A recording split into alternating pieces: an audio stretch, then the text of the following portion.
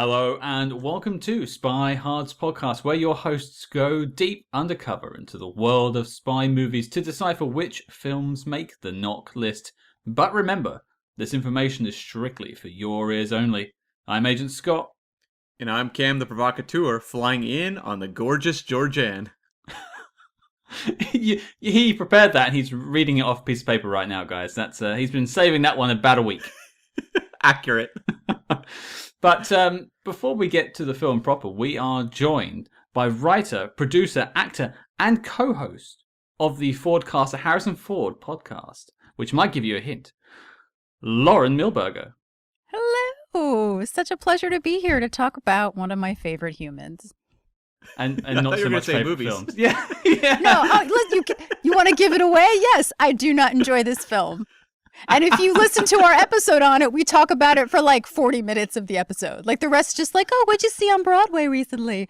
Oh, I just did this over my break because we don't want to talk about it. That was my introduction to the Fordcast. I'm like, they don't really talk about the film too much. It turns out it's just Hanover Street, really. Just Hanover Street, yes. If anyone wants to listen to our episodes, we are very good about actually talking about it. We did not like it. Sorry, everybody. Spoiler alert. But don't worry. That was then. This is now. I was looking forward to it because I love World War II movies. So that might have helped the reason why we were disappointed with it. Let's put a pin in that. Let's put a pin in that. Because I want to get to know you. Oh, lovely. Lauren. So, I mean, apart from the fact that this is a spy movie podcast, and we'll get to that in a second, how did you get into, I mean, obviously, as I said, writer, producer, actor, you have a bunch of podcasts that you work on. So how did this all get started? Let's go with podcasting. How did you get into that? Well, I had really wanted to get into podcasting, and in full disclosure, I had been dealing with an autoimmune issue, and I wasn't really able to do as much about like 5 or 6 years ago.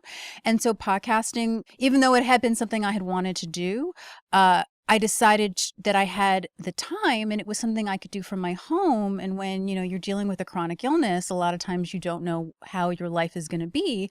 And this was something that I could do without having to leave my house. But it really became something that I really loved doing and continue to do now that, good news is I am able to now deal with my chronic issue in a really great way.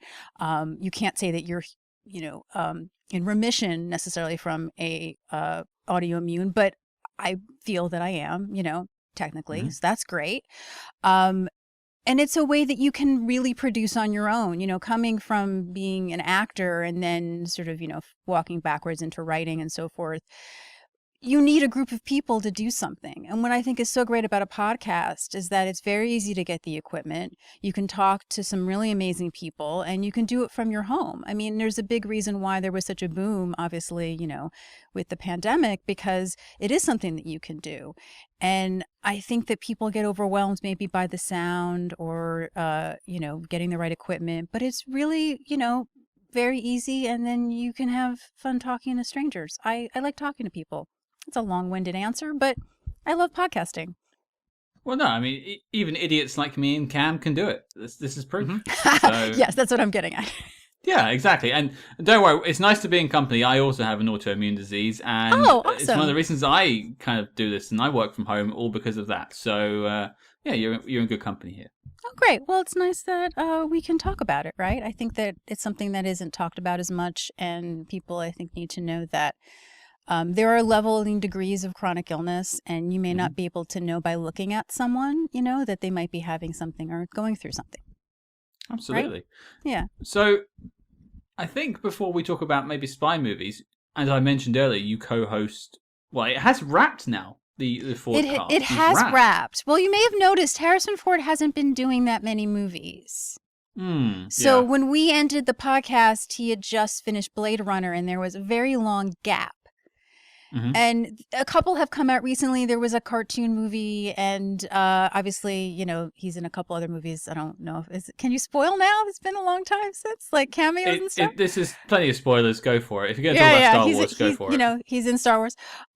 So I think we might come back, when Indiana Jones comes out, because obviously, Indiana Jones, and then, do it. But we definitely, took a break, and we're all doing our own projects because he really wasn't that busy at the time.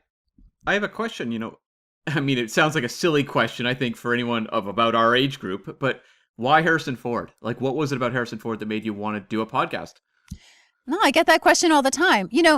It's funny. I had been looking to do my own podcast, and I'm sure, as you know, it's very hard to do podcasting on your own. You need someone to bounce off of. And I met Rachel, and I had never met anyone who was so much younger than me who loved Harrison Ford, because he seems more sort of like a Gen X, early millennial, or even, a late boomer kind of person, right? Mm-hmm. And I was like, I'd love to interview you for my podcast. And she went, well, actually, I've been wanting to do a podcast on Harrison Ford. And I feel like it's, you shouldn't say no. I mean, sometimes you need to say no, obviously. But like, yes is such a really freeing thing to do. And I thought, why not? What am I doing right now except trying to figure out what's wrong with me?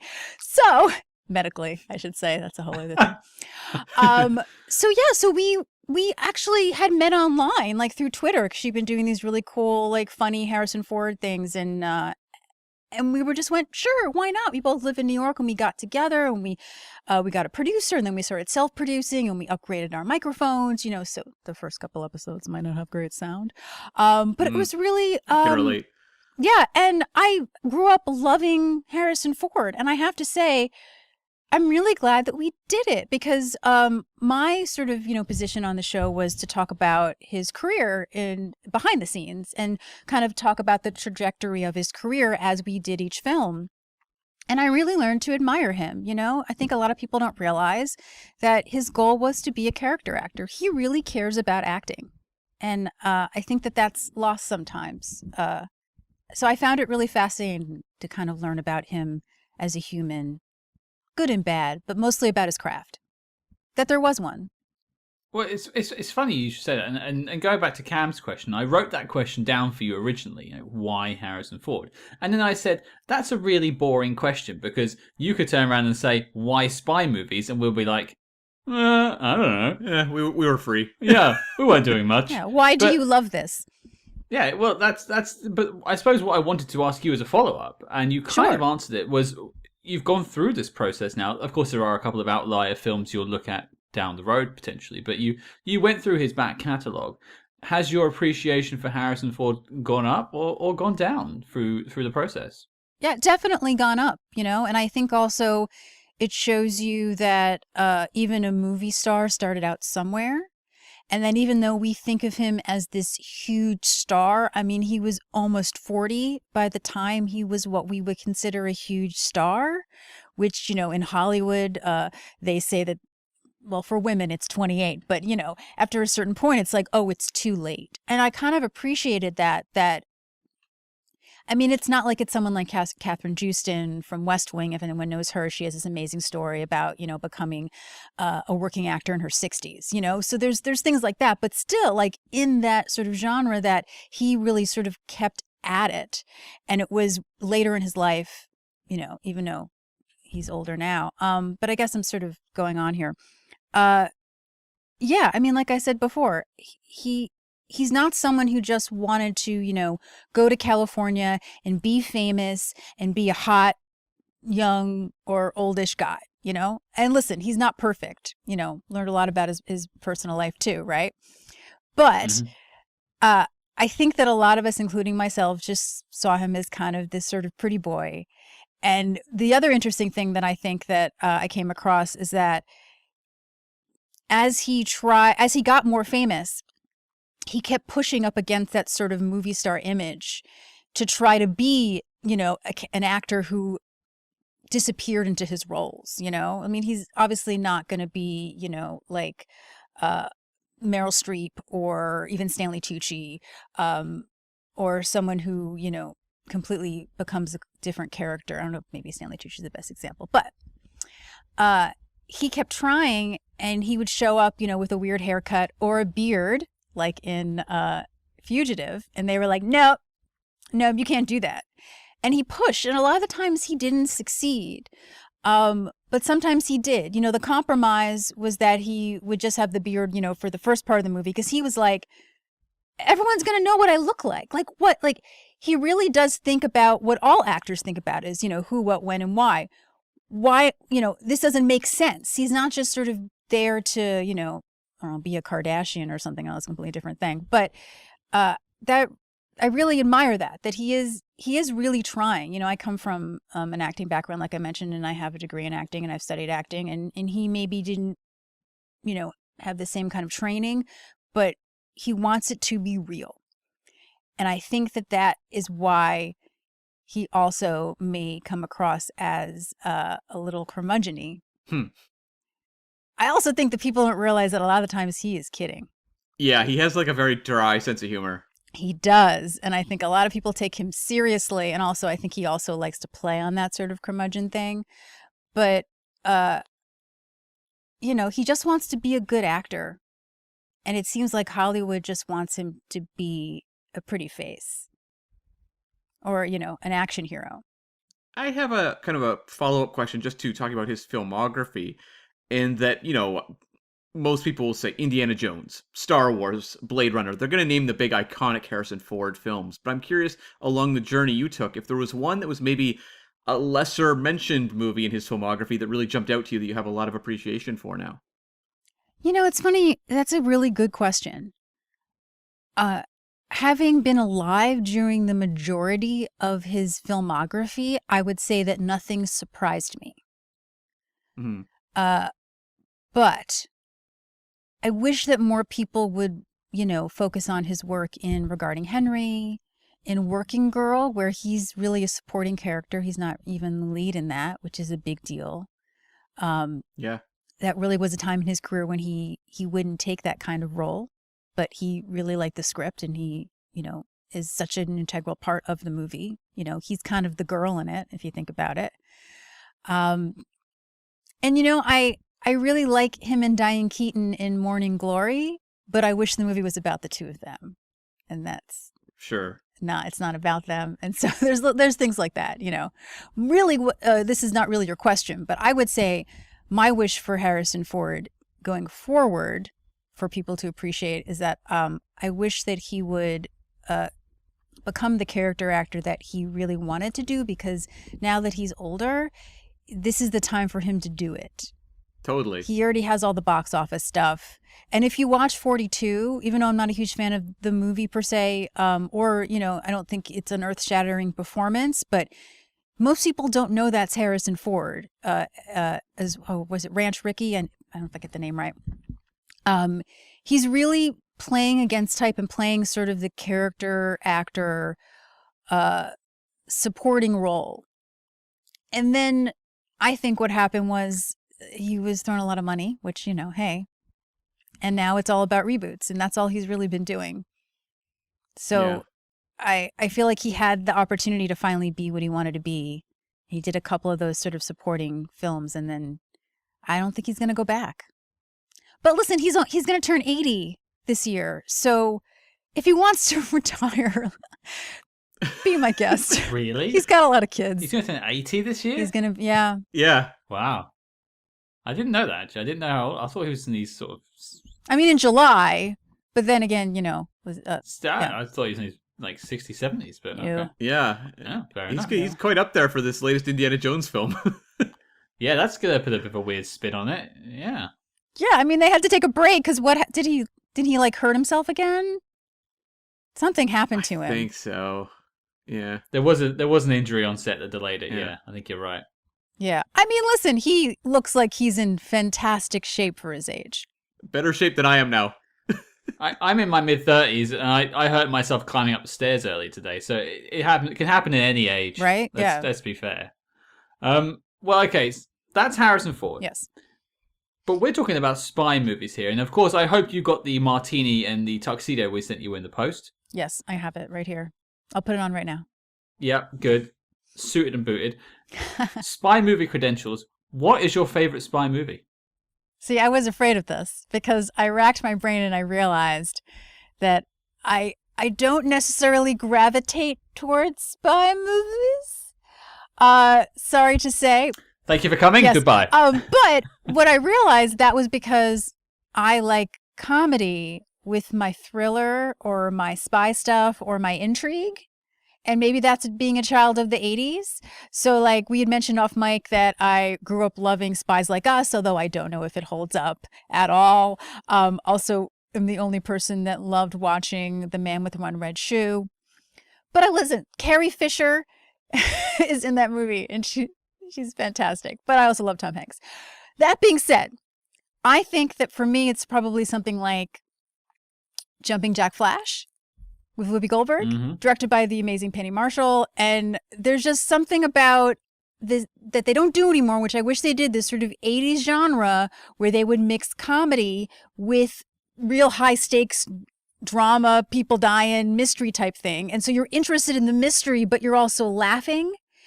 And so that's the perfect sort of, juxtaposition of that movie. And Whoopi Goldberg is fantastic in it. And I wish more people would watch that movie. So something along the lines of that. And I think it's because I'm on the spot that I was like, this whole week, I was like, oh, what other movies that are like that I really find interesting? Because I like a good thriller. Mm-hmm. I love a good sort of, putting the pieces together. And that's what a spy movie is. Yeah, I mean, and also a lot of those movies are really grounded in character. Like the comedy comes from the actual characters versus what happens if we put this person through all sorts of wacky shenanigans. Like they actually just have a very grounded story, but the characters are funny themselves. Yeah, and one of the great things about a movie like Jumping Jack Flash, and I think movies like that, is that not only is the main character grounded, but all of the other characters behind them, in the bank where she works, the people that she meets, like, from Annie Potts to Tracy Ullman with like 3 lines or something in that movie. And so the whole world around, or her boss, right, with the wig, the whole movie is so grounded in all of the characters that when something happens, it makes sense to you. And then also, of course, all the people at the end are important to how she eventually, gets the upper hand with the bad guy. Not to give it away. I need to stop you, Lauren. Yeah. You said that the film was grounded, but I don't think the concept of Jonathan Pryce as a sex symbol is grounded. Wait, hold on, though. It's just his voice, for one thing. We never see him. No, he turns up at the end. He comes in at the end. He does? Why do I always think that he doesn't come in at the end? Because oh, that's right, because you see his image in the computer and then she turns around. That's right. For some reason, I always think that he's not there. I think you're wrong. Now, am I saying that Jonathan Pryce is my type? No, I'm not. But, although, wait, I take this back, though. Okay, let's just say that he isn't, right? She has an idea in her head. She's not hearing his voice when she's typing, right? We're hearing his voice. We know what he sounds like. To her, he's just some brick guy. A lot of women accents can do it. Even men. What am I saying? A lot of people accents can do it. I was saying woman because of Whoopi Goldberg. But I think that that's subjective. And I think that she has a romantic version of him. Oh, wait, I shouldn't take that. I should take that back. She sees the picture of him in his apartment, doesn't she? She knows what he looks like. But still. I no. She sees a picture of someone else. Is and it? It's not him. Yeah. And it's been so long since I've seen it. I watched this recently. It's in my head. It's been so long since I've seen it. But he turns up at the end and saves the day, and then they go out together afterwards. So they do. She does get a smooch. Well, she saves the day by having him sit in the chair, I would say. Oh, sure. No. Whoopi Goldberg is the hero. Yeah, I'm not saying Jonathan Pryce is the hero of anything. But anyway, I think you're passing muster on spy movies here because you like the comedies and so do I. So you get my stamp of approval. So we could talk about this forever. Yeah. Yeah. But, speaking of comedies, because we must be finding it completely hilarious to be talking about this film, and you clearly loved it on your show, Cam, what on earth are we talking about this week? We are talking about 1979's Hanover Street, starring Harrison Ford and directed by Peter Hyams. Yay. So, yeah. Strap in, folks. What I'll do, I'm going to read the letterboxd.com synopsis, and then I want to talk about our first thoughts. Oh, this will be interesting. Yes, I'm curious what they say. Well, we have a history on this podcast of coming across perhaps the longest verbiage ever on some of these synopses. This might be the shortest. Cool. Well, not much. Which is probably for the best. Yes. Hanover Street. A fateful entanglement of 2 men in love with the same woman. Margaret is a nurse in England during World War II and married to a secret agent. Things get complicated when she falls for David, an American pilot. Very simple. Very simple. Yeah. That's simple. I think it gives away what might be the more interesting reveal in the movie, but sure. I'll take it over some of the things I've read out. I've had to like take breaks in reading some of these synopsis, like to breathe. So this was nice. But okay, so we kind of spoiled this earlier. You didn't like this film. No. You know, I think it's hard though, right? I mean, I know it didn't do well, and I can talk about in a bit sort of the behind the scenes issues that probably affected this film. But it feels like a 1980s Daniel Steele movie that would be on NBC from 9 to 11 o'clock at night. In fact, the main actress is in North and South, which would be the biggest example other than, The Winds of War. Well, those aren't Daniel Steele, but that sort of boom, where there were all these sort of miniseries based on books, and they did a whole bunch of Daniel Steele stuff, or like Lace, I think is a Daniel Steele. Yeah. There's no sort of truth to any of it. It doesn't play romantic to me. Harrison Ford doesn't seem like he's having any fun in this film. It's Oh, tell us what you really think. No, so okay, when you watch this, when did you record the episode on the Fordcast for this? How long ago did you first watch this film? Good question. I think I first saw it maybe in 2017, 2016. Okay, so that was 2017's Lauren's opinion. Okay. So we'll keep that there. We'll put a pin in it because we're going to get to now. So Cam, had you got any experience with this film? Had you ever seen it, heard of it, anything? When I was going through when I was younger, just burning through all the Harrison Ford films, this one never jumped out. I just never saw it. It's one I'd seen pop up on Amazon Prime over the last year or so, and I thought, I'm going to hold off on that until we do it on Spy Hards. So no, I'd never seen it.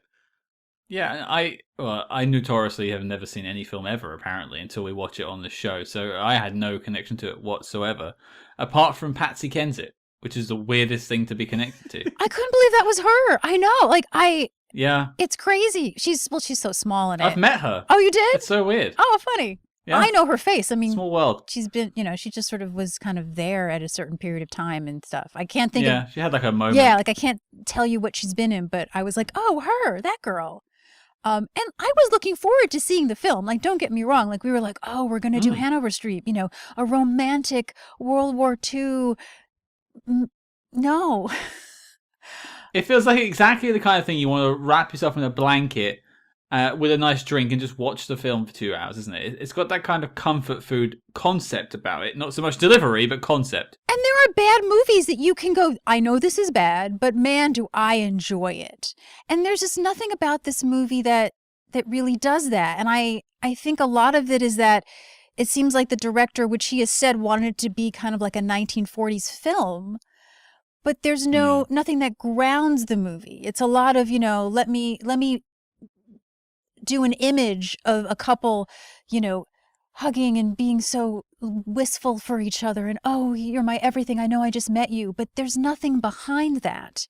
And I think it's a combination of the script and a combination of just the actors. And something I did sort of learn, particularly, early on, is that if Harrison doesn't have a director that lets him ask questions, that is a collaborator with him, he does not have a good experience, and it shows up on screen. Now, I think as he got older, that was something he was able to work past.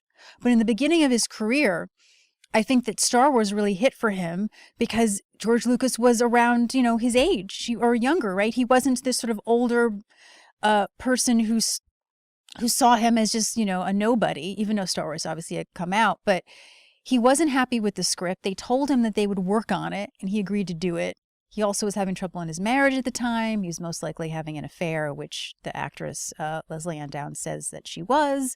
I'm sure that wasn't helpful to the end of his marriage. It wasn't a happy time in his personal life. And I feel like if I didn't know that, I would have guessed that. But really, I think it's about he didn't have a director that he trusted and let him ask questions to be like, this doesn't make sense. Why are we doing this? Because he didn't like the script. And they, told him they would fix it, and they didn't. Well, I think that kind of leads us beautifully into the next bit, which is where we talk about how the film got made. Cam, I mean, how did we get to missing our bus just like this? What happened? Well, so, as we've said, this was written and directed by Peter Hyams, and He'd started out initially as a writer. In 1971, he wrote a movie called T.R. Baskin with Candice Bergen. I have never seen nor heard of this movie, but it was a thing. And he moved into directing, and he did a couple things. He did some TV movies. He did a 1974 Elliot Gould film called Busting. And in 1975, he made a movie called Peeper, starring Michael Caine. I have not seen it, but it was a gigantic failure. And he really just didn't think he would be able to work.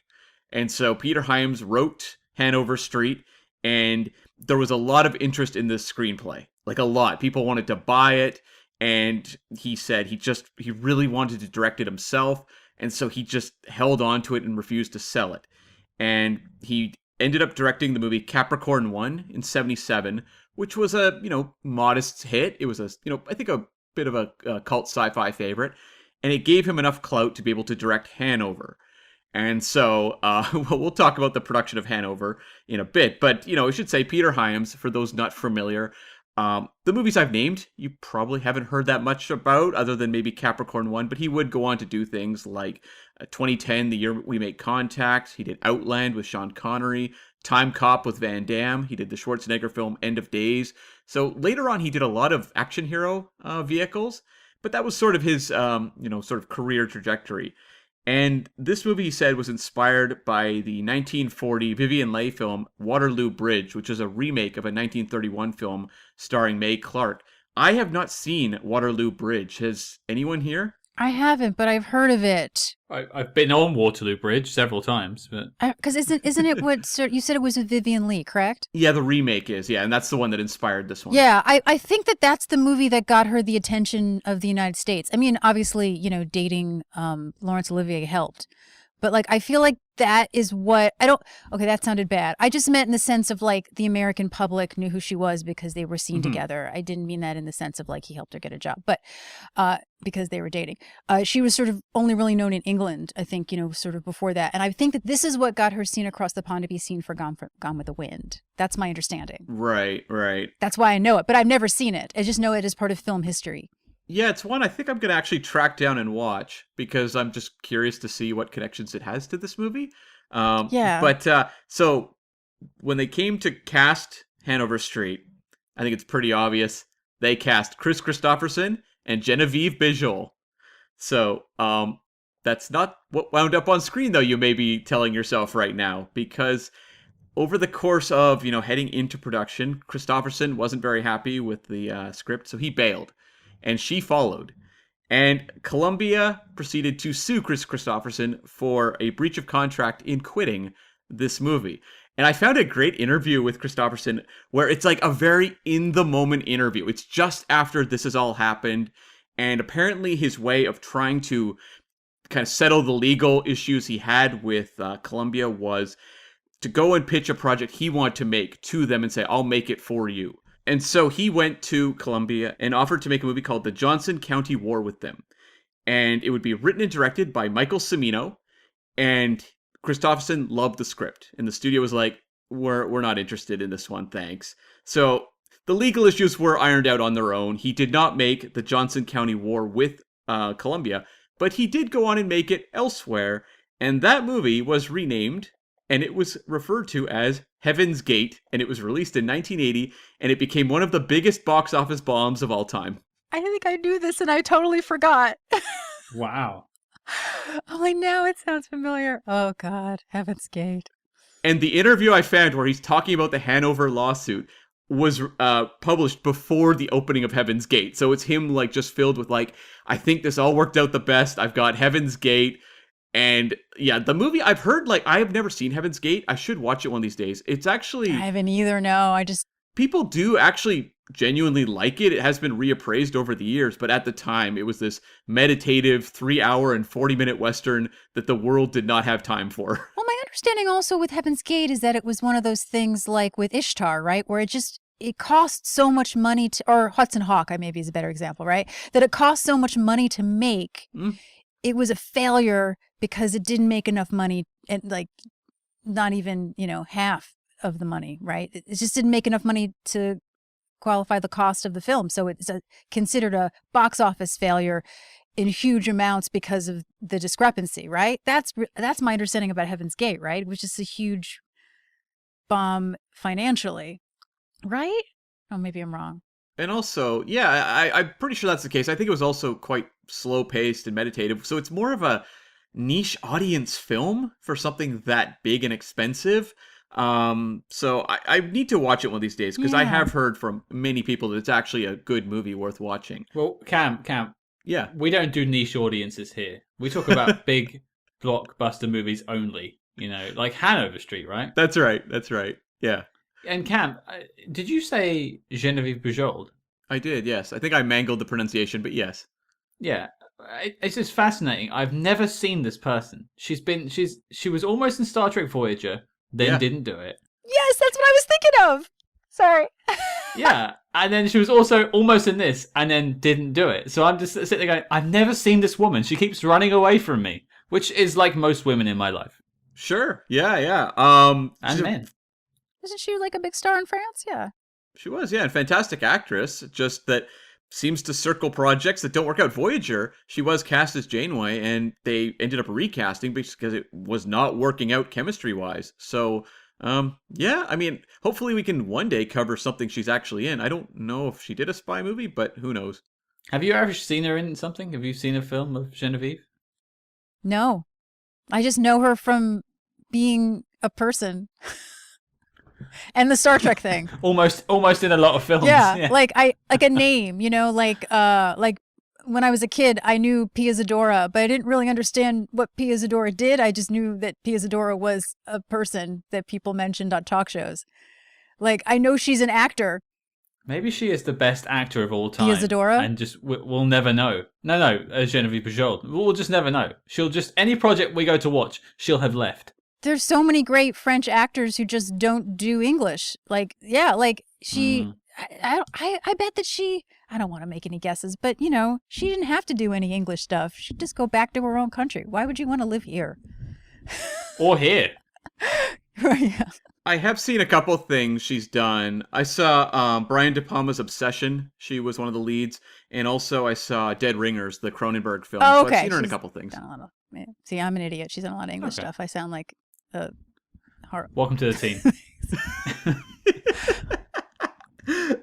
So Harrison Ford, obviously they needed a leading man, and he was at the time shooting Force 10 from Navarone, and they persuaded him to come and join this film. And he was not a fan of the finished product. He did not have a good time making the movie. I found a quote from him on Wikipedia, Oh. and it's very tough to find actual behind-the-scenes details on Hanover Street. Like, not a lot of interest in tracking the production on this one. So I had to kind of go off what I could find in interviews, but there was some stuff on Wikipedia that was cited to print sources that aren't online. So I'm just going to hope that this one is true, because I really love the quote. So Harrison Ford said he accepted the role because I had never played a love scene in all my years in the movies at this point. So that was sort of the appeal, to do a romance. And he said, I thought that the part would help me grow, but I hated making that film from start to finish. He said he never saw the film, and they wanted me to promote it, but they wouldn't show it to me, and I'd never pay to see it. It was a terrible experience. Well, I have one of the many Harrison Ford biographies, if you'd like me to read another quote of what he thought of the Please. film. Oh, yes, please. Making the film was not a happy experience for me, he said in 1981. I haven't seen it, so I don't want to talk about it. I keep saying that if 50 people tell me they liked it, then I may change my mind and see it. But so far, I'm just up to 18, so there's no immediate danger of that happening. That's such a specific number. 18, which is about the same amount of people that have watched this on letterboxd.com. Probably. So that makes Listen, sense. you know, I think that there is a small swath of a generation of young girls who, when this came out, may have been like 16 or 15, you know, sort of that sort of, you know, Beatles era that I like to think about, when it's just like, I have just met the man of my dreams and I will love him for the rest of my life, which obviously Harrison Ford is for many women of many generations. But I think that a lot of girls who watched this when they were very young absolutely loved it. Yeah. You know, I can because see that. again, like it says, it feels like kind of this storybook romance kind of a thing. And that's why I was looking forward to it, because I'd heard some people who were, I would say, around that age at the time, who were like, "Oh, I love that movie so much," and we were quite shocked. No, I think you're right, but I mean, Cam, did you have any more on the background before we get into the review proper? Yeah, just to wrap it up, the budget for the movie was $8 million. Domestically, it did $3 million. So, and there was, it seems, no international release, so its worldwide total was $3 million. Which is bizarre because it's meant to be fake set in London. Yeah, but in those days, if it just bombed domestically, they're like, don't even bother. Was that an Air Force pun? Oh, yes, it was. Yes, it was intentionally. So, it was number 66 for the year between the George Segal romantic comedy Lost and Found and the dancing drama Voices. I think it's really weird to call it dancing drama Voices. I mean, it's interesting around this time because Harrison Ford was being very picky about his roles, and the fact that he did this, but he turned down the prequel to Butch Cassidy and the Sundance Kid because he didn't want to be compared to Paul Newman. Yeah. So he was really trying to be very picky. And so I bet that this was also just sort of disappointing, you know, his big romantic lead. It didn't work out. Just to fill in the blanks for people like me who don't necessarily know the lineage of Harrison Ford, and you two are both experts on it, I would say. Where is he right now? He's done A New Hope? Yes. Yeah. Star Wars at the time. Mm-hmm. Yep. So he's living in London, I imagine, at this point, like Elstree Studios. He's around. Yes, and obviously, like, you know, he had also filmed Star Wars in the UK, so he's spending a lot of time away from his family, a lot of time, you know, in another country. But Star Wars was the biggest movie at the point of all time. You know, people were on lines for blocks and blocks. So his next movies were going to be, you know, a big deal. Whereas I think a couple of his movies that came out in 79, he had films before Star Wars had come out, so he didn't have as much choice. This really feels like the first time that he had a choice on what he was going to make next, even though he hadn't done Indiana Jones yet, and obviously Empire is a lot, you know, stronger for Han as a character, and I think him as a movie star. This was him finally really being someone that people recognized, to be a lead in a film. Even though Frisco Kid, which he filmed beforehand, he is a lead, he had a lot less choice about that film, and also ended up working with a director that he didn't like, and it was miserable for him. So his main credit at this point is solely Star Wars. Absolutely. He hasn't done Empire, he hasn't done Indy. American Graffiti, he really made an impact in that film in a supporting role, but yeah. That's a good point. But I wouldn't say that people would... That's not a movie, when that came out, that people would see him on the street and go, "Oh, it's Harrison Ford." They would go, "Oh, that's the guy from that really great movie. Oh, I loved him in that movie." I feel like Star Wars, when people actually were able to go, "That's Harrison Ford." Do you know what I mean? Like a bigger difference for him to be offered roles. After American Graffiti, he still had to audition. Definitely. He didn't have to audition for this. He spoke in his trailer with the director and he gave him the part. Big difference. I guess that's what I mean. Yeah. And so I'll just say, like, the top three for the year. Number 1 was Kramer versus Kramer. Of course. Number 2 was the Amityville Horror. Number 3 was Rocky 2. And I'll just note that number 9 was Moonraker. So also, you know, you have a Roger Moore film in this era. And just the last note I had, we referenced her earlier, Patsy Kensit was nominated for a Young Artist Award for her performance in this film. Sure. That sort of wraps up my behind the scenes on Hanover Street. Probably the only person nominated for any kind of acting award in this film, I imagine. Yes, that's correct. I had forgotten when I rewatched it that they have this little child ask when she's going to develop breasts. That took me by surprise. Oh, wait. I was like, I forgot about this. This is strange. Yeah. Yeah. There's a lot of strange things. I think now we can really kick off. Sorry. Now I'm totally tangenting today. No. It's fine. This is what we want. So, okay, you visited this film in, I think you said about 2017, 2016 when you watched it the first time, around about then. Now, obviously, it's now 2022. You've watched it again. You must love it, of course. No, I don't. Okay. I'm really sorry. And listen, I wanted to talk about it, so I came on your lovely show, and thank you for asking me. But no, and I didn't think that I would enjoy it.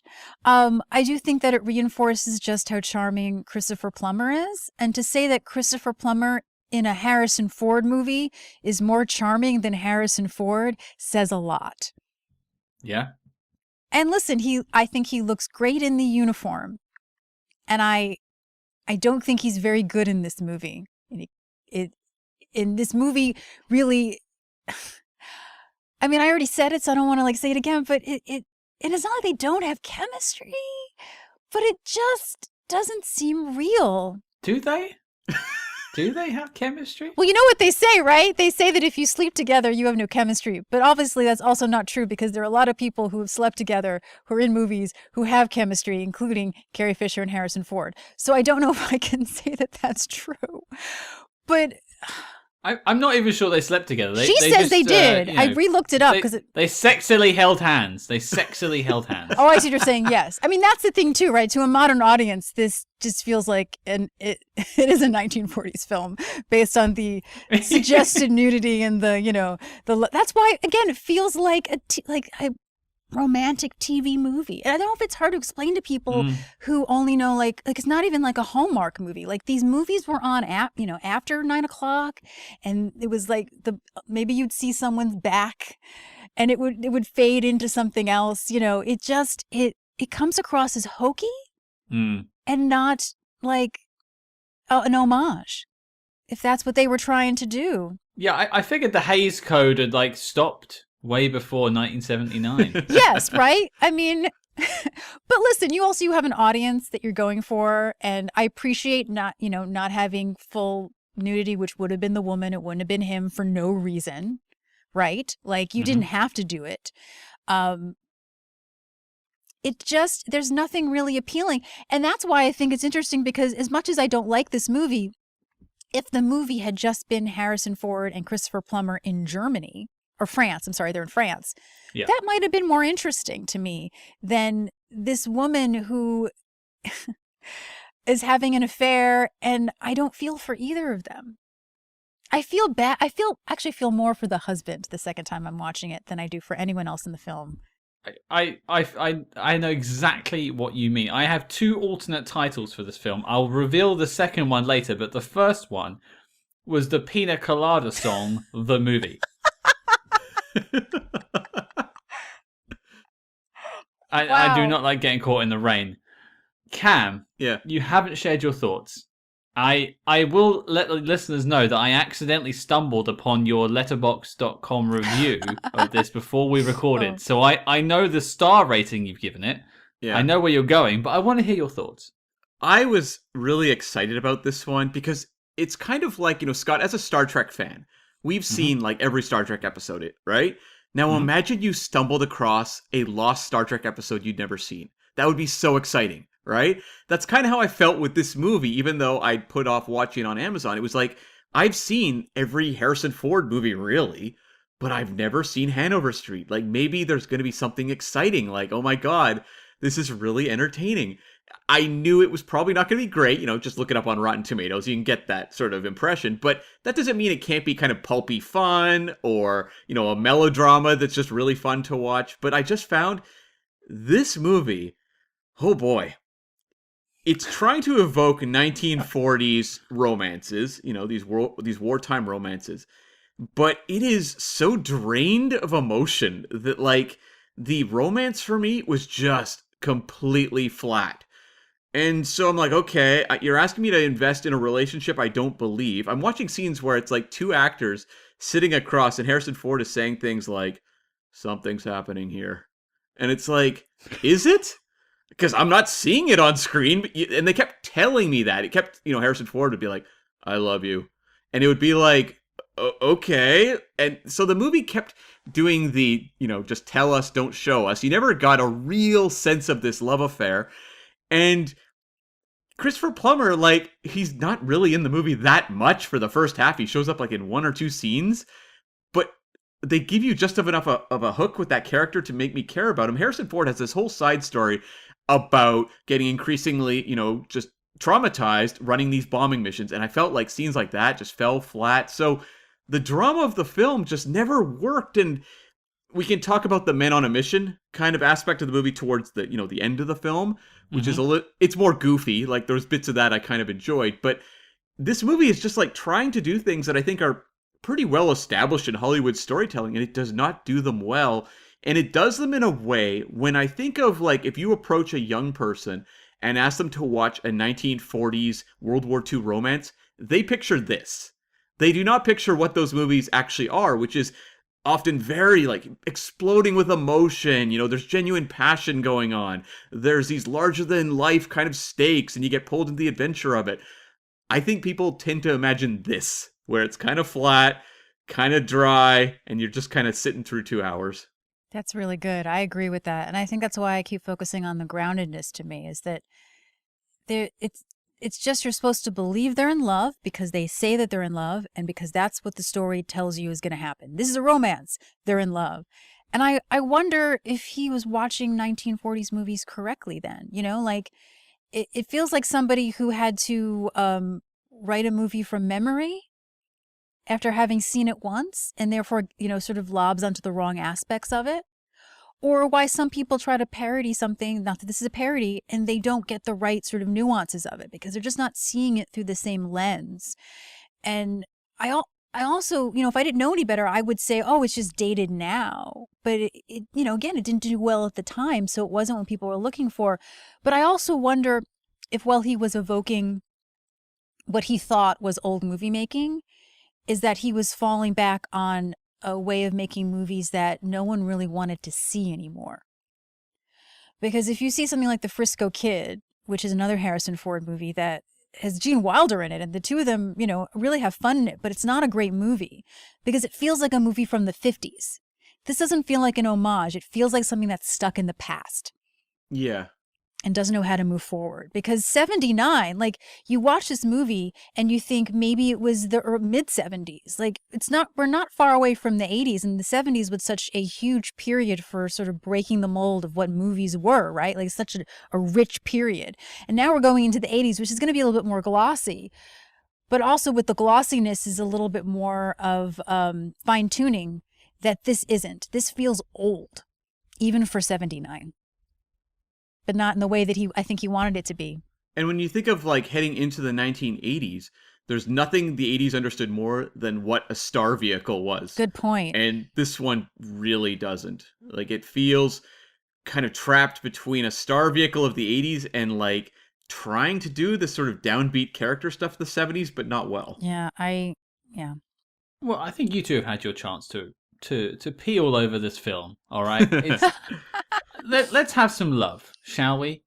No, sorry, I can't bring any. This film is the proverbial hot cup of brown water that Harrison Ford was not enjoying at the start of the film. It feels like it was written by someone who doesn't know how to write the films he wants to write. He doesn't know how to write a romance. And I mean, I don't know about his other films. I can't speak to that. But I didn't feel any romantic tension or fireworks or spark between the characters at all. The only bit of the film I like, which I'll get to, is the spy story later on. I mean, yes, you could make a comment that we're making a spy movie podcast. Of course I like the spy story. But that's because it's just kind of goofy and fun. But yeah, ultimately, it's just a misfire. An absolute misfire. They've missed their target, if you're going to go on a bomber pun. But, the melodrama doesn't do anything for me. You're meant to buy this couple. You don't. So you don't have the stakes. You don't care. The only other thing I liked was the John Barry score, which I think we'll get into maybe a little bit later on as well. But yeah, my final note, and this is my alternate title for the film, it's not Hanover Street. It's putting me to Hanover Sleep. It's so weird to me, like, if you want to make a movie like this built around a romance, and the romance is the most important part of the whole movie. That's what the whole movie is selling itself on, is this relationship between Harrison Ford and Lesley-Anne Down. And it's like, there's just no passion on screen, but also her character gets really removed from the story at a certain point. Like, she just spends most of the back half of this movie going to offices being like, so what's going on with, my husband and this lover of mine? Like, it kind of doesn't give her that much agency in the story she's in. So it's not great. Not great for her character. We interrupt this program to bring you a special report. Agents, we have some breaking intel. That's right. Independent podcasting is not cheap. Equipment, hosting, research, these all add up, and we don't have Vesper Lind to bail us out. And also, we don't want to run ads on the show. Leave the shopping to Harry Palmer, we say. And this is a big reason we created the Spy Hards Patreon. So we're here to ask for your help. Please consider joining the Patreon. You'll not only be gaining access to our exclusive lineup of reviews and film commentaries, but also helping support the show. We're currently saving to upgrade our sound equipment to meet IMF standards and give you an even better listening experience. With a wide range of flexible options and an ever-growing catalogue to dive into, become a true Spy Hard today and join the circus at patreon.com/spyhards, or you can find a link in the show notes below. Now, Cam, resume the spy jinx. Well, we like to try and keep the positivity up on this podcast. We're not just going to, crap all over it. I'm going to try and give it a couple of things I liked. Yeah. And I mentioned a couple. I think the John Barry score is the first thing I'll throw out. I think I actually listened to the John Barry score after I watched the film. It's actually a very good Barry score. It's maybe not as good as some of his Bond films, but it's something I would actually listen to again. So there is that. Lauren, what's something you liked about the film? I liked the team up when they were in sort of the German headquarters, and Harrison Ford is trying to pretend that he knows German. Like, I know it's sort of an old sort of cliche World War II thing. You've seen it, a million times, but it was more interesting than the whole rest of the movie. And I kind of like them together because they're so different, and they had a sort of a contrast. And Christopher Plummer really wanted to help, he felt this was really important, which is, I think, is another reason why you really actually care for him. And so I actually liked the spy part of it. I wouldn't say that was great, but it was more interesting to me than the rest of the film. And if that had been the film, I think I would have enjoyed it more. I think that section of the film is far punchier than the rest of it. Which I think is interesting to say, that the director went on to do a lot of action films. Like, obviously, that's what he's good at. Yeah, and you mentioned that point where Harrison Ford is pretending to understand German. He's just sitting there kind of laughing as the guy's talking. And I'm like, this is a Harrison Ford movie star moment. Like, this feels like the kind of thing you'd get in Indiana Jones or Han Solo movies, where it's just okay, this is a really good comedic beat of a character that he would really work into his movie star persona going forward. So little moments and glimmers like that I thought were effective. And to me, if I'm going to say what I think is the best, it's Christopher Plummer. And we've mentioned this up front. He has so little to work with. And I will say off the bat, when they introduced him, I was like, why am I supposed to care about this guy? They were kind of playing him as quite boring. And I'm like, yep, I'm on board for boring. But at a certain point, when you have him, writing the letter to his wife about how I know I'm normal and I just wish I could be dashing. And then him going to the mission and having lines. One of my favorite bits, maybe the funniest line in the whole movie, is where he's like, I wrote the book on, some aspect of spycraft or something. And Harrison Ford's like, well, what do we do? And he's like, I don't know. I don't remember. Bits like that of this academic who's just inept in the field were fun to see. And Yeah. I genuinely felt bad for this guy, when we find out what the conflict is, his realization of Harrison Ford and his wife. And he, Christopher Plummer is just doing the Lord's work here. He has an assignment that is kind of no win. And he is making you care about a character. And when you walk out of the movie, you're like, kind of a lousy movie, but Christopher Plummer was fantastic. Yeah. I remember thinking when they're getting in the Jeep after they get out of the barn, even him just getting into the Jeep is very dashing. And I was like, for some reason in my brain, I went, gee, I wonder which one of these guys is the Oscar winner. And not to put Harrison Ford down, but, he's the pro. And a lot of that may also be the fact that Harrison Ford is kind of just sort of beginning his career as a leading man, and he's not there yet. But here's someone who has been at it for a long time, and he just shines through this terrible film. Yeah, I just continue to be more and more impressed with him. Christopher Plummer's an actor who I'd seen things, when I was growing up. Of course, I saw The Sound of Music and various other, but just over the course of my life, I've seen more and more of his work. Star Trek VI was obviously a big one for Scott and I. But over the last handful of years, I've watched more and more of his maybe lesser known work, and I've just been continually impressed with what a star he was and how much he brought to even a movie like this, which seems to be offering so little. Well, I'll ask you a question that I had in my notes about Christopher Plummer. Hmm. Should he have been the protagonist? Oh, that's interesting. And just the pitch, because Harrison Ford's character is, I mean, he's Harrison Ford. You put his name on a banner at this point, it might sell tickets. I get why he is your protagonist, but ultimately, he's a jackass. He's helping someone cheat on their partner, and that's not good. People inherently don't like that sort of stuff. I think that if you did this movie now and you cast Harrison Ford as the Christopher Plummer part and made it from his point of view, that would be interesting. Because he'd be playing the same part, but he'd be bringing his sort of, certain sort of, I hate to say this, toxic masculinity in a way, even though I don't think that's a lot of Harrison Ford's characters, but this sort of, maybe the better idea is sort of this old world idea of masculinity in a part that's supposed to be a nerd, which is really what Harrison Ford probably is himself, as a person.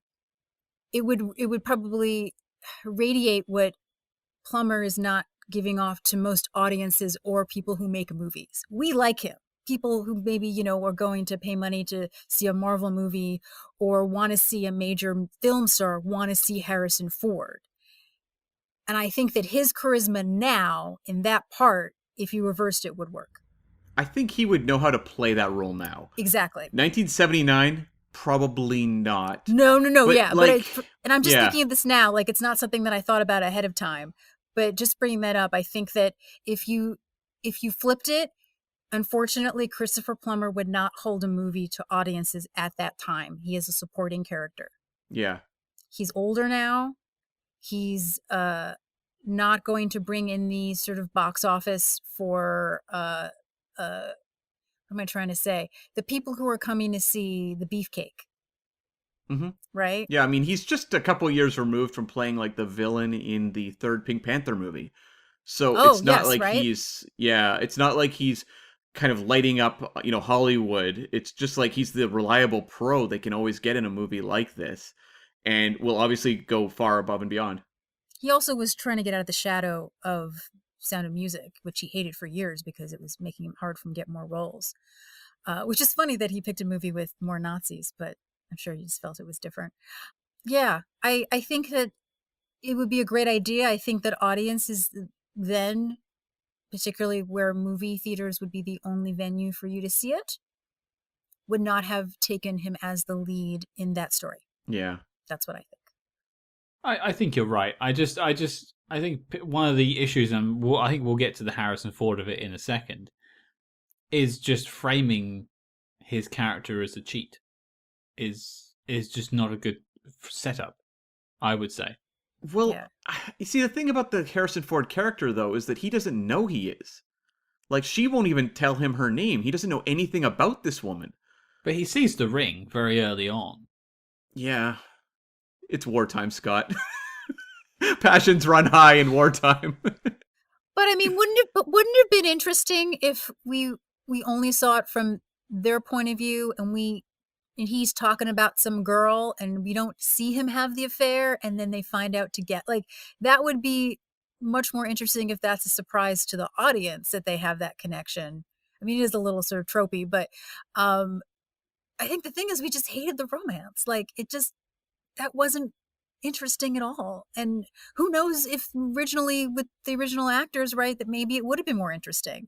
But I also think that Harrison Ford has good taste in films, so he hated the script. He knew it was bad, right? Like, we know he picks good films. He does, yeah. And I think Harrison Ford is pretty good at, like, the end moment of this movie where he kind of says his goodbye to her. I thought right there you got, okay, he can deliver this scene. Like, you can imagine a lot of actors just awkwardly fumbling that one out the gate and being like, I give up. This movie's done. But, like, it seems like he's still bringing, like, a sensitivity to that scene that I bought. Even the moment where he, sees the locket and realizes that, her character is married to Christopher Plummer, his reactions were pretty good. I bought them. They weren't played over the top, but you could kind of see the heartbreak on his character. It's just like the problem is, so often you hear the references to Harrison Ford kind of sleepwalking in movies. It's something you hear more in the later days. People refer to, like the one he did with Brendan Fraser, like the medical drama or something like that. And they'll say, oh, it's the old autopilot Harrison Ford. And like the autopilot Harrison Ford felt like he was going on in this movie in a lot of it in a weird way, which I don't generally see in his older work. And to me, that's where like the performance gets tougher. It's like he works with these emotional moments, but then like I have a scene where his two pilots or assistants on the plane are killed, and he has a line where he says, "My God, he has no face," and it's like there's just nothing. There's nothing in like these like line deliveries. I think it's a combination. He's not he's ill-experienced as an actor. Like I still, even though I really admire that he wants to be a character actor and he's put in some good performances, I wouldn't say that Harrison Ford is a epic, one of our, greatest actors. He's a movie star, but that's still interesting, right? Yeah. He's still really good at playing himself. He's putting in the work, which I really appreciate. The thing about this film is that I think that it's a combination of his inexperience and just not being like that good at his job yet.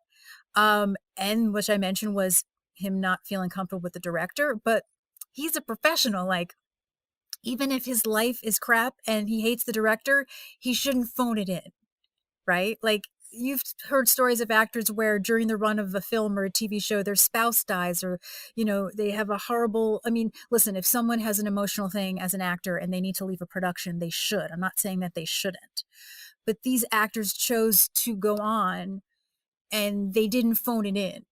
And I understand that he was not happy with the director and he wasn't having, a great home life. Of course, you could say he was cheating on his wife, so maybe that's on him.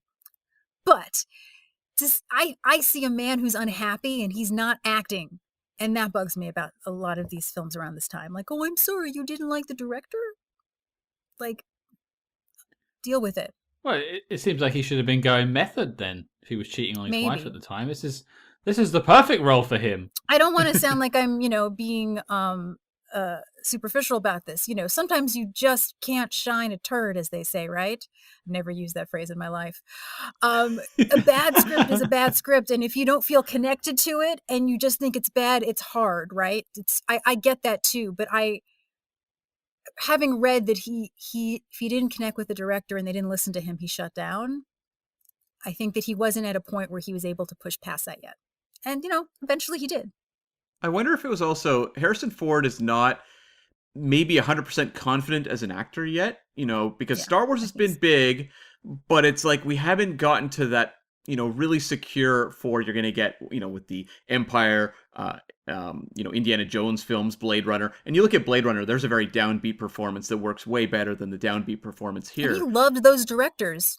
He connected so well with those directors. He loved them. Spielberg is like a brother to him. He loved working with I always say his name, Kirshner on Empire. Like he had such a great relationship with them, and it shows on screen.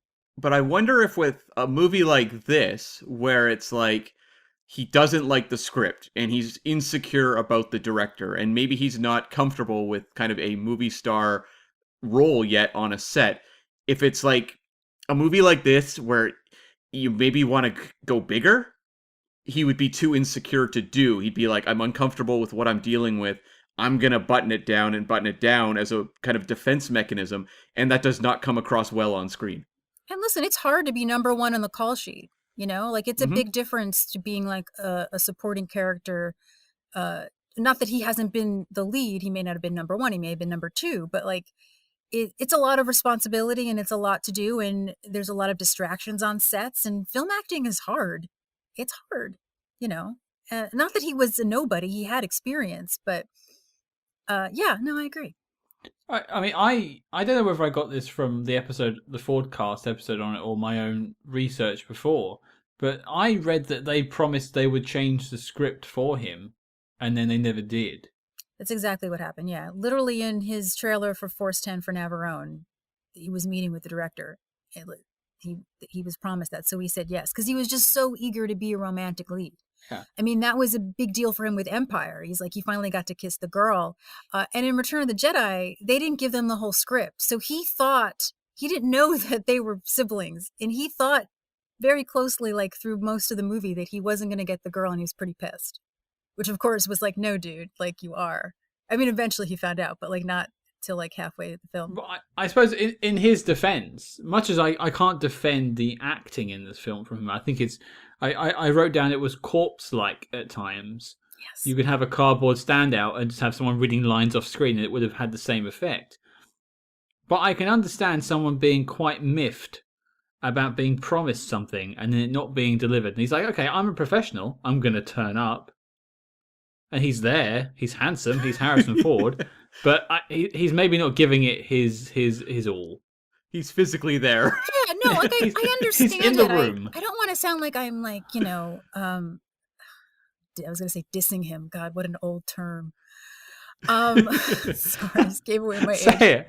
Dissing him. I don't know why that's the I'm word. going to drop a diss track on Harrison Ford. Cam, hit the beat. Listeners, there's been a lot of construction outside my apartment. I'm a little exhausted today, so I apologize if I sound like an idiot. But or use old terms from the 1990s. I just think it's an interesting thing that you can see him grow as an actor, because I think when he gets older and he finds a director that he doesn't really, you know, gel with, he doesn't phone it in necessarily. I mean, there are some of those 2000 movies, like you said, like with Brendan Fraser, which are not great. But this sort of feels a little bit like a young kid being like, I don't like it. Oh God, I don't really. I really do admire him. It sounds like I'm being so horrible, but I just try a little. He's such. I think it's also because we know how charming he can be, right? We know it's not like he's just like, oh, okay, this is how he always is, and he's just a pretty face, right? We know that he can do it. You know, sometimes they'll say like, oh, this person could have chemistry with a brick wall, you know, because they're so like sexy and they bring in and they have this charisma, and that's usually Harrison Ford. And so it's weird to watch this romantic movie, and you just want to be like, come on, like bring it, you know. To be fair, this time Harrison Ford is the brick wall. Well, okay, here's the thing. He's playing this character as like very aloof. This is a very aloof Harrison Ford performance. Yes. And it does not work pivoting it slightly, putting him opposite a very aloof performance by Lesley-Anne Down. Because you want one of these characters to at least be kind of the mover and the shaker among the two of them, versus two people who look like, when they're sitting at a table together, want to be like moving further and further apart, as opposed to the opposite. Cam, I can't. I have to go. I can't. But don't you think that she was directed, like, not that I'm a like, yeah, I think so. That other than North and South, I really haven't seen her work. I feel bad. I think that she was probably told, I mean, it's also in the script, to act like she was in a 1940s movie, but it doesn't work. It's not, you know, it's not her fault. Yeah, well, it's like they're saying it's, restrained eroticism. We want this to be restrained. And it's like at a certain point, you're just watching two corpses just sit opposite each other, staring at one another. Like, it just doesn't work. And that really is a weird contrast to these scenes where they just sit there at a table looking miserable. Like, as someone, I think probably all been on awkward coffee dates in our lives. I was watching an awkward coffee date unroll on screen for me. I was like, oh god, deja vu. But like, then you have like that contrasted with like scenes where Harrison Ford is like prancing in the streets and like running in circles around her in the rain. And I'm like, these two things do not jibe well at all. It's the idea of a romance. It's not actually a romance. Well, I think before I take us home and talk about the knock list, guys, we did like the spy story. I think we can all agree we enjoyed that part of the film. What is it about that part of the story that you liked, Lauren? Well, I think I mentioned it before. I know it's a bit tropey, but, you know, the whole pretending to be German and not really knowing the language and having to pretend you know the language. Like, we've all seen it before. But there is a little bit of a tension of like, oh, will they get out, or what's going to happen? It's hard, right? Because I feel like it's not like I loved it, but it was more interesting than the rest of the film.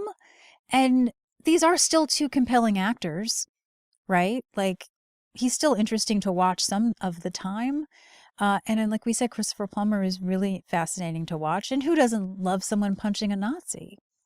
Totally. And I think the thing is, like, that whole Men on a Mission section, it has a bit of a pulse, which you can't say for, all the preceding hour or so. And I think what I enjoyed was, it is, we've seen it before. Like, there's not a lot here that is new and original, but it's just like, it's very simple. Yeah. So it's like, okay, we get to go watch them, break into a, Nazi headquarters, break into a safe. We get a motorcycle chase. We get to see dummies flying all over the place and cars exploding. I'm like, okay, none of it is done in a way that feels innovative or, like some sort of action milestone of the era, but it's like, it's effective enough. It's efficient. It's the sort of thing, like, I think a lot of this movie, if you were to sit, and you were saying it could be like a TV movie, a lot of it feels like a TV movie you'd watch between 9 and 11, but like the action aspects feel like something you might tune into in a like lazy afternoon and be like, oh, I'll watch this 40 minutes of Christopher Plummer and Harrison Ford invading a Nazi headquarters. That's kind of fun. And hey, I got some shootouts and a really hilarious shot of Christopher Plummer falling through a or hanging over a cliff. There's moments like that are really entertaining.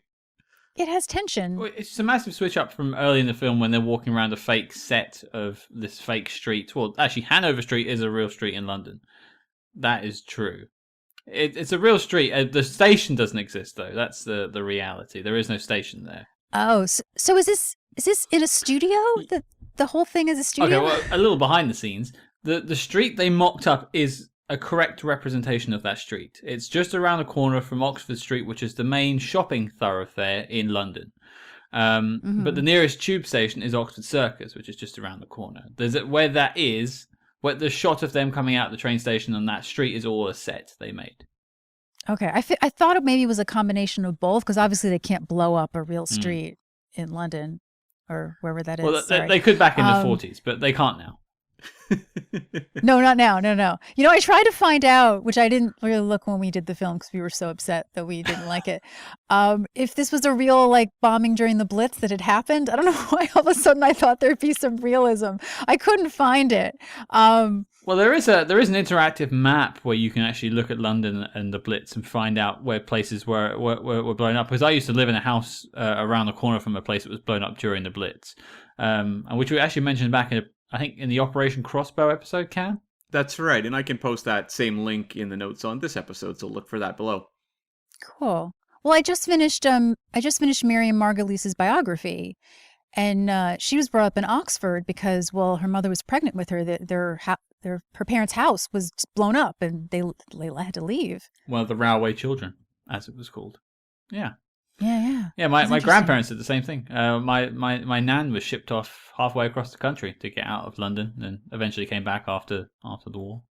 Oh, wow. But so the bit I found somewhat hilarious about the actual spy story, as an aside, apart from Cam mentioning the hilarity of Christopher Plummer hanging from a bridge, is just this whole idea of them wanting you to root for Harrison Ford. And yet you've got this really super sweet Christopher Plummer, oh gee, I really miss my girl at home. I love her so much. And but you're a real hero, Harrison Ford. I just, if there's a kid drowning, you would jump in and save it. I would just give it my coat, and I have a wet coat. What, are we meant to be rooting for Harrison Ford? What is this? His biggest vice is that he's just a little boring. Yeah. I mean, is that supposed to be the thing? And there's the rugged American. I mean, he's so boring. I want an American pilot. Get rid of him. It did sort of feel like kind of, seen through an American eyes. I mean, I don't know how you feel. Obviously, you have a completely different, feeling about this, but particularly this scene when they're without Harrison Ford, when they're like, so we sent someone and they were killed. And then we sent someone else and they were killed as well. And it's like, but we're all going to have a stiff upper lip, and now you're going to go because, and you're, but he'll be fine. He's probably fine. We show no emotion here. It's it's entirely true. Particularly in the 40s, apparently. I mean, you just read the. I actually wrote this down. The opening scroll to the film has this. For those who haven't actually watched the film, although I maybe wouldn't recommend you do, but if you did, or if you didn't, at the beginning of the film, there's a scroll, kind of Star Wars like, that tells you a little bit about what's happening in the world at the time. And I really think Peter Hyams really loved his own writing, because This is what he came up with to set the scene for Hanover Street. It was a time when the choices were clear, a time when death was closer, so life was more precious. It was a time of courage and honor, of passion and sacrifice. This is a story of two people, swept up in that time, who met and fell in love. Yeah. I mean, not that I want to defend him, but it is sort of what they used to do in those movies. They you did. know, like I see what he's trying to do. It's just not successful. You know, you can do an homage. The John Barry score does all the heavy lifting there. Like, all Yeah. the heavy lifting there. It cuts out, of course, Christopher Plummer. Yeah. Then they're giving away in the scroll that they fall in love. Okay. Mhm. All right. Great. Thanks. Oh, I'm so mad. Such potential. There was such potential here. I know it is such a waste. I don't know if we said this during the beginning or off air, but like going into this, I was so hyped seeing a young Harrison Ford, and then it just So hyped. it's Yeah. just what word did I use to describe it? A misfire. Yeah. Yeah, it's just an absolute damp squib. It's a misfire. I thought it was weird. They set up the whole idea of this mission has to be real top secret. They've got to send in a guy they trained, and then later, Plummer takes the spot because there is a mole at a high level. So, whatever happened with that? God, I forgot about that. I did keep thinking though that there's so many World War II stories where someone goes, "I'm gonna go undercover." Like, were the Nazis that stupid? Yeah, well, in movies they certainly were, yeah. They're like, "I don't know who you are, but you're wearing a uniform. I guess you're fine." I guess they could fake credentials, It wasn't like they were scanning people in with a barcode back then. But it's like, this happens a lot. They did try and Weekend at Bernie's the Nazis at one point. To be fair. Oh, Weekend at Bernie's. What a great flick that would not stand up today. I suppose I kind of want to just throw it out for final thoughts before we get to the knock list. I have one question that I'll throw out. Mm-hmm. We've said about Harrison Ford's bad acting, whether that's necessarily all on him or a bit on Peter Hyams, that's up for debate. The same with Lesley-Anne Downs. Is it her fault? Is it the directing? We don't know. We weren't there. But is a lot of this film just because it's written by Peter Hyams, directed by Peter Hyams? I think he did some of the DP work as well on this film, or someone on Twitter has told me that anyway. And so he had his hands thoroughly in this film. And could it have maybe done a bit better if it had a second writer come in, or another director to take the script and mold it to something a bit better? Would that have maybe saved this film? Well, I mean, if you look at Peter Hyams' career, he would move into doing sci-fi and action movies. That seems to be much more of his thing than sweeping period-era romances. Yeah.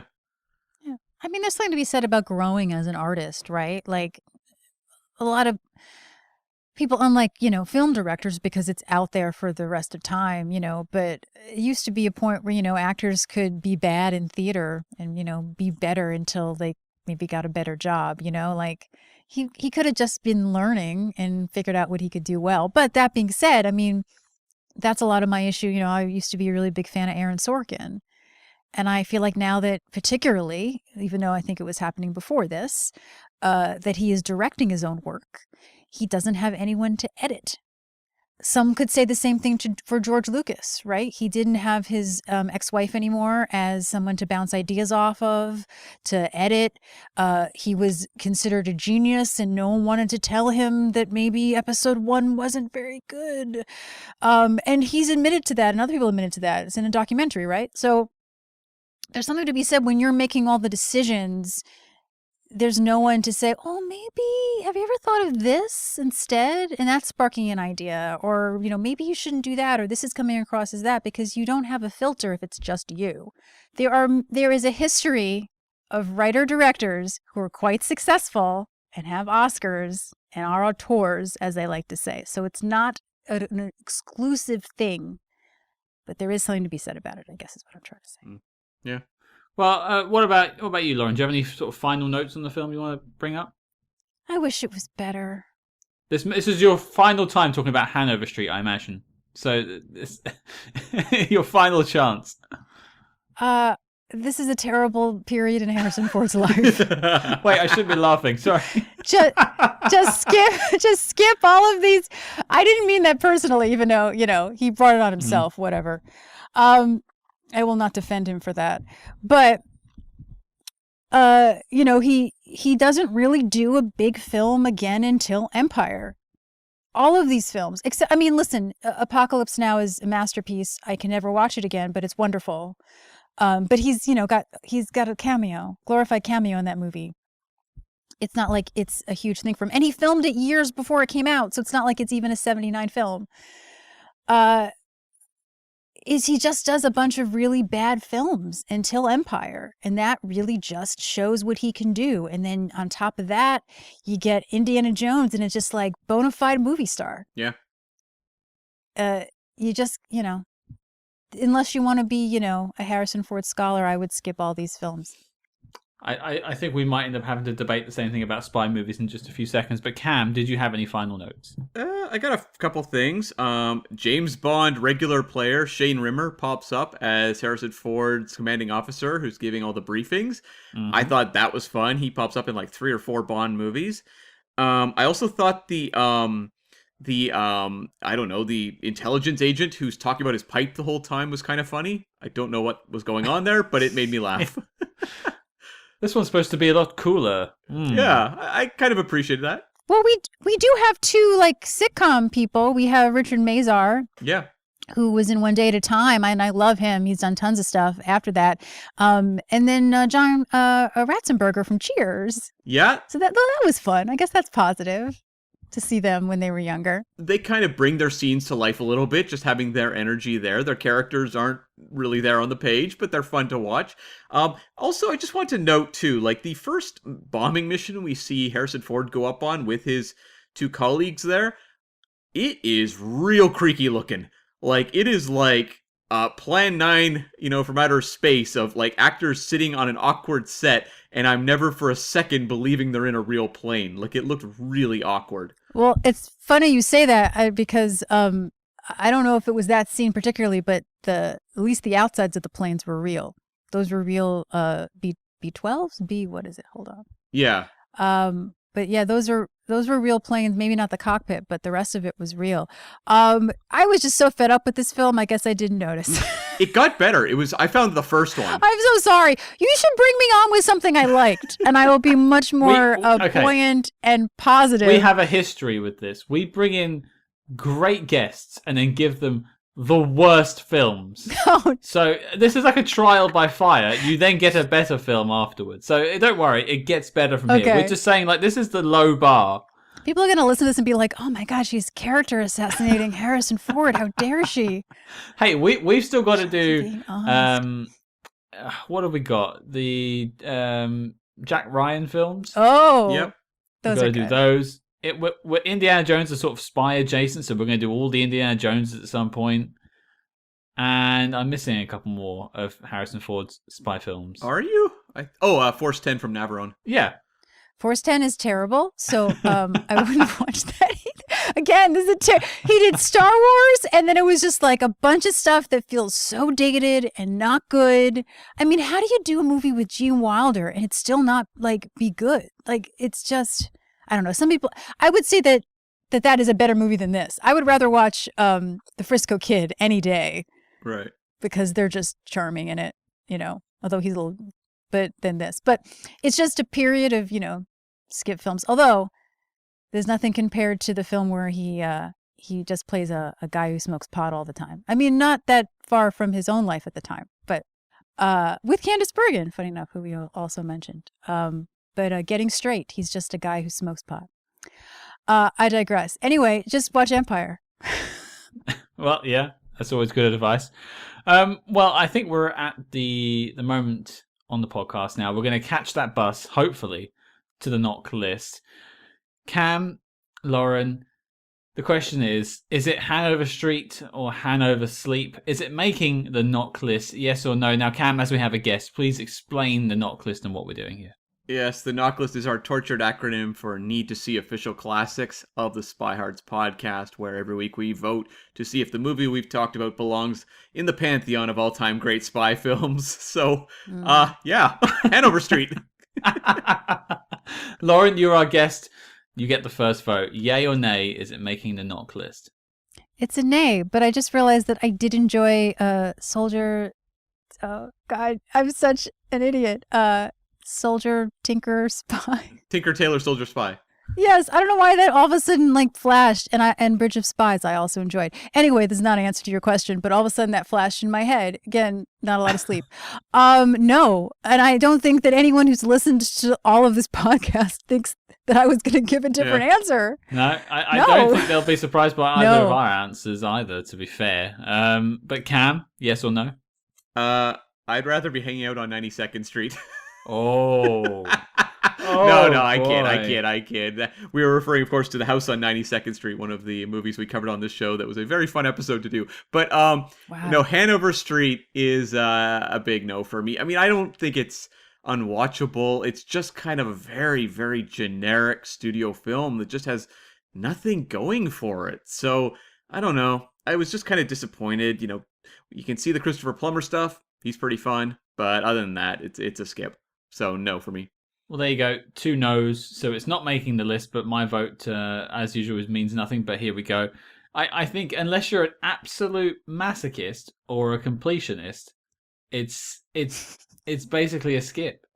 You have to either really like Harrison Ford or really, really like spy movies. Now, I watched it twice for this podcast, and I definitely fell to Hanover sleep the second time. Oh, Yeah. I'm so sorry. So We used to say on my podcast, we're watching all of Harrison Ford's movies so you don't have to. yeah, maybe that should be our angle from now on. Yeah. Listen to the podcast. You listen to this one. You listen to the Fordcast podcast, and then you're done, and you move on. Well, there you go, folks. That is 3 no's. And so I guess the bombing run has missed its target. Hanover Street is not making the knock list.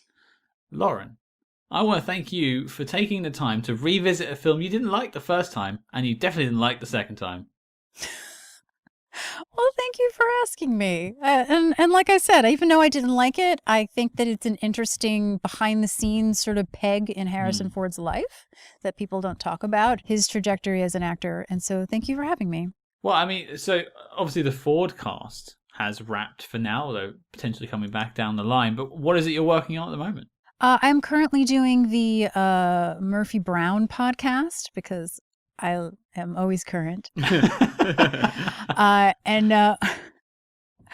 It's a show I used to watch as a very little kid. It was on Nick at Night and stuff. And so we've kind of been going through it even before they revived it. And it's really been a lot of fun because we've been able to have some really great actors from the show on, all the writers, to talk about it, sort of its place in sitcom history, as well as how relevant it was at the time and how a lot of the references that they bring up actually do sort of connect to today's politics, strangely enough, or scary enough. But we've also been able to have Richard Schiff from The West Wing Nice. on the show because he was a guest star. We've had Joanna Gleason, who's also on The West Wing, but also has a Tony for this amazing Sondheim musical called Into the Woods, if anyone knows that. And we've really sort of been using it as a way to talk about that era and from character actors to the writing. And then every episode, we take apart the references and we'll talk about it. Like we did an episode once where Murphy tried to get into an all-male club. So we talked about the history of women getting into male clubs and how all of a sudden it was sort of reverting back. And so we try to make it educational and interesting, kind of like our own version of West Wing Weekly, as well as sort of, summarizing the show and making each other laugh. And we'll have links to that as well in the show notes. And then I have a podcast that isn't as regular, where I've been recording scenes from this play that I wrote on George Burns and Gracie Allen, which, if people don't know, they were a comedy team in vaudeville and very popular in the radio, and had a television show that was on longer than I Love Lucy, but really radio was their biggest popularity. And a lot of people, I think, don't know a lot about Gracie Allen. But if it wasn't for her, there would be no Lucille Ball. So I've been really trying to get her story out to people. And so we recorded scenes from the play like it was an old-time radio show, and so that also is a show you can listen to. It's called The Rock on Tours, a story of George Burns and Gracie Allen. Cool. And actually, George and Gracie were the names of the whales in Star Trek 4, a reference to those two. Yeah. Yeah. Yes, they were. It all connects. That's and, right. and where can people, obviously we'll put links in the show notes for your shows, but where can people find you on Twitter? Yeah, sure. I'm on Twitter and Instagram. It's my full name, Lauren, Lauren, Milberger, Milberger. Come on and chat. Tell me I'm wrong about the movie. Or that I'm right. I don't think many people will argue about Hanover. I'd love to hear someone who loved it. Well, there's going to be 18 people that send you arguments. Yes, the 18 people that Harrison Ford spoke about. Where are you? I shouldn't have said that. Someone will probably just troll me and be like, I actually liked it. It was My whole great. family love it. There's 19 of us. That's Thanks. yeah. Yeah. I will fight you. Like, Classic okay. internet. I love your passion. Well, Lauren, I'm happy that thank you're you happy. so much for joining us. Thank you for having me. Well, again, we want to thank Lauren for jumping on the pod to talk about Hanover Street. And unfortunately, the film itself did not make the knock list. That was 3 no's, and as such, the dossier on the film is complete and filed as classified. But Cam, the question of the hour, what are we doing next week? Well, Hanover Street wants to be an old-fashioned thriller, but we're going to talk about a real old-fashioned thriller, The Man Who Knew Too Much, the original 1934 Alfred Hitchcock classic, ? We are going to talk about it and debate if it is indeed a classic and belongs on the knock list. Well, this is one of those films that people have asked for. We've had messages on social media, emails about this film, so I'm glad we're finally tackling it. And it's been a while since we've tackled a Hitchcock film. That's right, and this is going to kick off a mini-series here where we do this version, and we will do the later James Stewart version a little bit later down the road. Yeah, so we've done this a couple of times. We did it with Jackal as well. So if there's been a remake, we're going to put them kind of like a franchise, 2 months difference between them. And we're going to bring a guest on for the second one. But for this first version, it's just going to be me and you breaking down the film. So your mission, should you choose to accept it, is to watch The Man Who Knew Too Much from 1934, the Alfred Hitchcock classic, and join us next week. Now, unfortunately, Hanover Street didn't make the knock list, but you can find out more about the knock list on letterboxd.com/spyhards. And if you don't know, we are on Patreon now, where you can sign up to support the show. There's lots of different levels you can join us, and you can get access to our Agents in the Field series, which catalogues non-spy films from your favorite spy actors, as well as exclusive film commentaries. We've already got James Bond's GoldenEye and Harry Palmer, Michael Caine himself, in the Ipcris file. So head on over to patreon.com/spyhards to find out more about that. And there are, of course, links in the show notes below. And of course, finally, do not forget to follow us discreetly on social media at SPYHARDS on Facebook, Twitter, and Instagram. But until next week, Cam, Yes, Scott? promise me something. Anything for you. Think of me when you drink tea.